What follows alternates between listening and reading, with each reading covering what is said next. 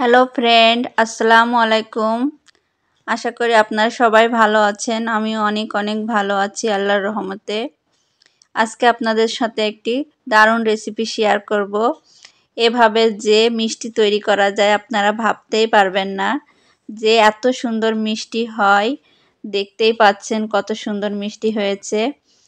আর হচ্ছে এরকম যে মিষ্টি তৈরি করা যায় ঘরে থাকা উপকরণ দিয়ে খুব সহজে, আপনাদের সেই রেসিপিটাই আপনাদের সাথে শেয়ার করব। আর বাচ্চারা চেটেপুটে খাবে, পুষ্টিতে ভরপুর। প্রথমে আমরা এই যে দুধটা বলক উঠাই নেব। উঠাই নিয়ে এর ভিতরে আমরা এবার এই যে আটা দিয়ে দেব।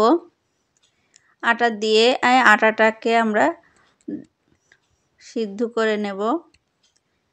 আটাটা সিদ্ধ করে একদম এই যে আটা মেরে নিতে হবে। সুন্দর একটা আটা মেরে নিতে হবে, ডো তৈরি করে নিতে হবে আর কি। দুধ দিয়ে আটার ডো তৈরি করলে একটা সুন্দর একটা ফ্লেভার আসে আর সুন্দর মিষ্টি লাগে। আর ডোটাও অনেক সুন্দর হয়, সফট নরম হয়। যেহেতু এখানে আমরা ছানা ব্যবহার করতেছি না, এইভাবে আটা মারলে খুবই সুন্দর হয় আর ঝটপট। অল্প এই যে দেখুন, আমি কিন্তু বেশি আটা নিইনি, অল্প আটা দিয়ে কতগুলো মিষ্টি হয়ে যাবে একদম সহজে ঝটপট বাসায়। দেখুন, আর পুষ্টিতে হবে ভরপুর, যেহেতু এখানে দুধ দিয়েছি। আর এখানে আমরা ডিম ব্যবহার করব। একটু ঠান্ডা হতে হবে। এই যে একটু ঠান্ডা হয়ে গেলেই আমরা এখানে একটি ডিম ব্যবহার করব। দেখুন ঠান্ডা হয়ে গেছে, এখন আমরা একটা ডিম ব্যবহার করব। ডিমটা আমি ভেঙে নিচ্ছি। নিয়ে অবশ্যই আমরা ডিমের সাদা অংশটা দেব, আর ডিমের কুসুমটা দেব না। আপনার চাইলে দিতেও পারেন, কোনো সমস্যা নেই। তবে আমি আজকে অল্প যেহেতু তৈরি করতেছি, এজন্য অত তো লাগবে না, এজন্য আমি ডিমের কুসুমটা ব্যবহার করব না। এটাই আমরা এবার আটার সাথে সুন্দর করে মেখে নেব। সুন্দর করে ছেনে আমরা মেখে নেব।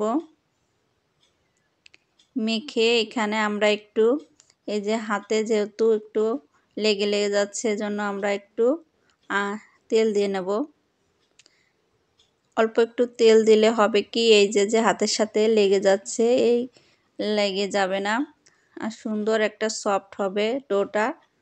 আর যখন আমরা ভাজবো তখন কিন্তু তেলটা চুষবে না। দেখুন হয়ে গেল। অবশ্যই কিন্তু আটাটা সিদ্ধ হতে হবে। এখানে কিন্তু এমনি আটা দিয়ে ব্যবহার করলে হবে না।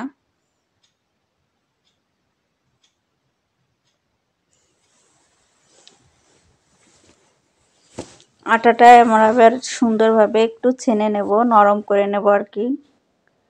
পুরোটা ছেনে আমরা এরকম নরম করে নেব, সফট একটা ডো তৈরি করে নেব।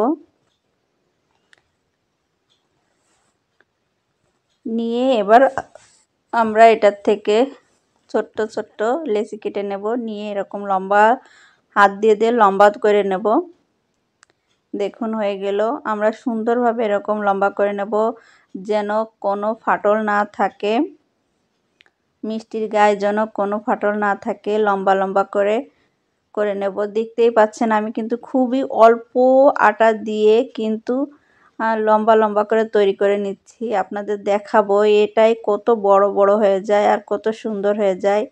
একদম চিকুন চিকুন করে লম্বা লম্বা করে তৈরি করবেন আপনারা। এটা তেলে গেলে ফুলে ডবল হয়ে যাবে, যেহেতু এখানে ডিম আছে।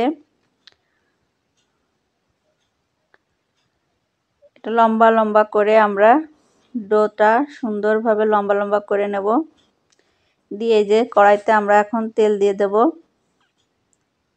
তেলটা দিয়ে আমরা এখানে সুন্দর করে ভেজে নেব। দেখুন প্রথমে তো আসলে তেলটা হিট হয়ে গেছে, তেলটা হিট হওয়া যাবে না। তেলটা এই যে তাও এরকম খুব সুন্দর একটা কালার আসছে, এরকম বাদামি বাদামি কালারটাই থাকতে হবে। দেখুন আমি আপনাদের আবারও ছেড়ে দেখাচ্ছি। দেখুন কত বড় বড় হয়ে যাচ্ছে, ছোট্ট চিকুন চিকুন কিন্তু আমরা তৈরি করছি, কিন্তু ফুলে দেখুন মিষ্টির আকারে তৈরি হয়ে যাচ্ছে। এখানে কিন্তু আমি কোনো বেকিং সোডা বেকিং পাউডার কিচ্ছুই ব্যবহার করিনি, শুধুমাত্র ডিম দিয়েছি আর আটাটাকে সুন্দর করে সফট করে সেনে নিয়েছি। তাতে দেখুন ফুলে ফুলে একটা মিষ্টির আকার হচ্ছে। আর আমি কত চিকন করে তৈরি করছি দেখতেই পাচ্ছেন। আর এটা ফুলে ডবল হয়ে যাচ্ছে মিষ্টিটা। এখন আমি ওই 3টা উঠাই নেব। আর এগুলো একটু এপাট ওপাট করে দেব।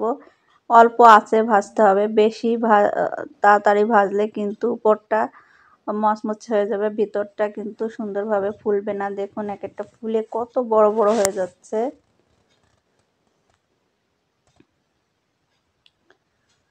আর সুন্দর একটু বাদামি বাদামি করে ভাজতে হবে, সাদা থাকলে কিন্তু হবে না।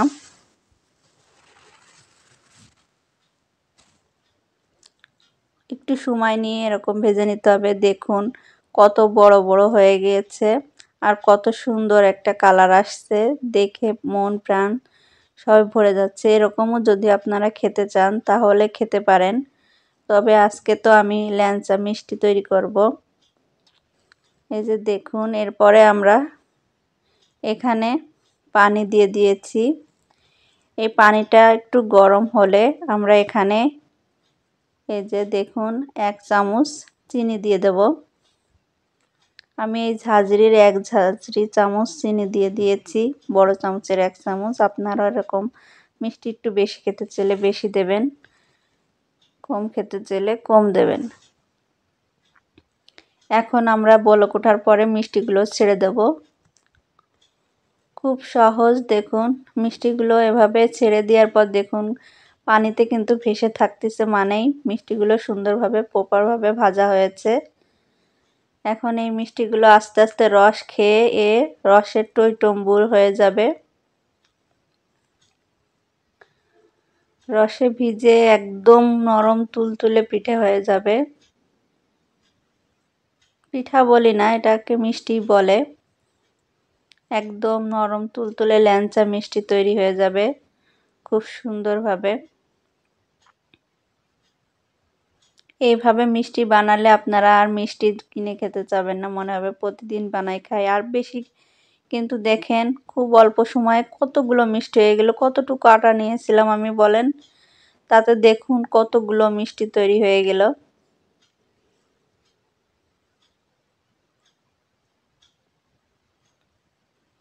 আর এতে মনে করেন দুধ আছে, ডিম আছে, আটা আছে, পুরোটাই পুষ্টি। এই যে দেখুন কত সুন্দর। ভালো থাকুন, সুস্থ থাকুন, আল্লাহ হাফেজ।